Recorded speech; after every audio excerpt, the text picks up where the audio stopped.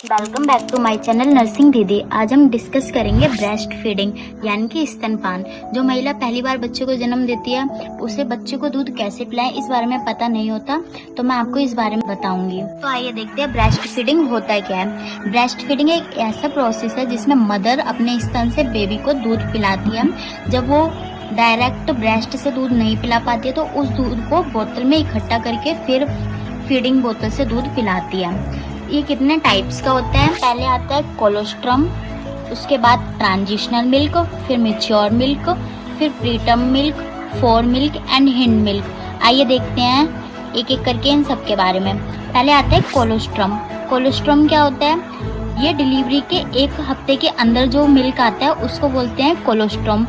ये जो होता है ये डार्क येलो यानी कि पीले कलर का होता है, गाढ़ा होता है और इसमें बहुत सारी एंटीबॉडीज होती हैं वो प्रेजेंट होती हैं और WBC यानी कि जो इन्फेक्शन के अगेंस्ट फाइट करती हैं वो सेल्स प्रेजेंट होती हैं। इसके अलावा इसमें हाई प्रोटीन होता है। तो ये जो फर्स्ट मिल्क होता है बेबी के लिए ये बहुत ही ज़रूरी होता है, इसको अवॉइड नहीं करना है। उसके बाद आता है ट्रांजिशनल मिल्क।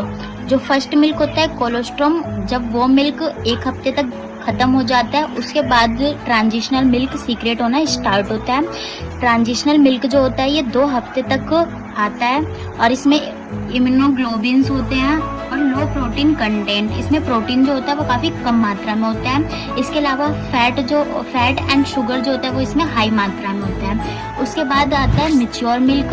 ये थर्ड लेवल होता है मिल्क का।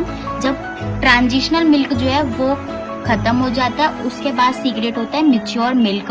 मैच्योर मिल्क जो होता है इसमें ये पतला होता है और वाटरी होता है यानी कि पानी इसमें ज़्यादा मात्रा में होता है। इसमें इसेंशियल न्यूट्रिशंस जो भी बेबी के लिए ज़रूरी न्यूट्रिशंस होते हैं उसकी ग्रोथ में जो हेल्प करते हैं वो सारे मैच्योर मिल्क में प्रेजेंट होते हैं जो कि बेबी की ग्रोथ करने में हेल्प करते हैं। उसके बाद प्रीटर्म मिल्क आता है। प्रीटर्म मिल्क यानी कि जो मदर जो होती है जो टाइम से पहले ही बच्चों को डिलीवर कर देती है ये तब आता है, तब सीक्रेट होता है प्रीटर्म मिल्क। इसमें हाई क्वालिटी में protein, sodium, iron and immunoglobins present होते हैं।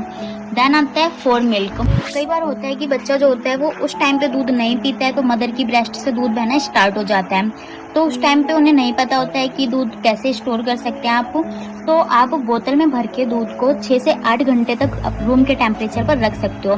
इसके अलावा जो आइस पैक आते हैं आप उन पे रख सकते हो। अगर आपको ब्रेस्ट मिल्क 4 से 5 दिनों तक स्टोर करना है तो आप उसे रेफ्रिजरेटर में रख सकते हो। उसके अलावा अगर आपको 2 हफ्ते तक स्टोर करना चाहते हो तो उसको फ्रीजर में रख सकते हो। और अगर कई महीनों तक स्टोर करना है तो आप उसे डीप फ्रीजर जिसका टेम्परेचर जो होता है काफ़ी कम होता है आप उसमें ब्रेस्ट मिल्क को स्टोर कर सकते हो। ठीक है, पोजीशन होती है ब्रेस्ट मिल्क की। पहले आता है cradle hold position. Cradle hold position, इस पोजीशन में क्या होता है बच्चे का जो सर होता है वो एल्बो पे होता है और जो बटक होता है और जो उसका बैक होता है वो दूसरे हाथ से सपोर्ट करते हैं और सिर जो होता है उसका ब्रेस्ट के पास ले जाके बच्चे को फीड करवाते हैं। सेकंड आता है फुटबॉल होल्ड पोजीशन। जैसे कि फुटबॉल को होल्ड करते हैं, बच्चे को जो हाथ पैर होते हैं वो हमारे जो आर्म होती है उनके अंदर होता है और बच्चे का जो सिर होता है वो हाथों पे होता है और फिर एक हाथ से ब्रेस्ट को सपोर्ट करते हैं और बच्चे को फीड करवाते हैं। ये पोजीशन जो होती है जब भी कोई ऑपरेशन हो रखा होता है तो उस टाइम पे इस पोजीशन को यूज करते हैं।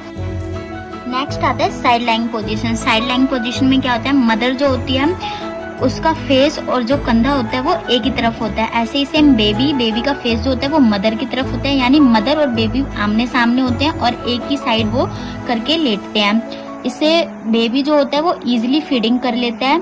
ये जो पहली बार मदर जो होती है उसके लिए इजी पोजीशन है।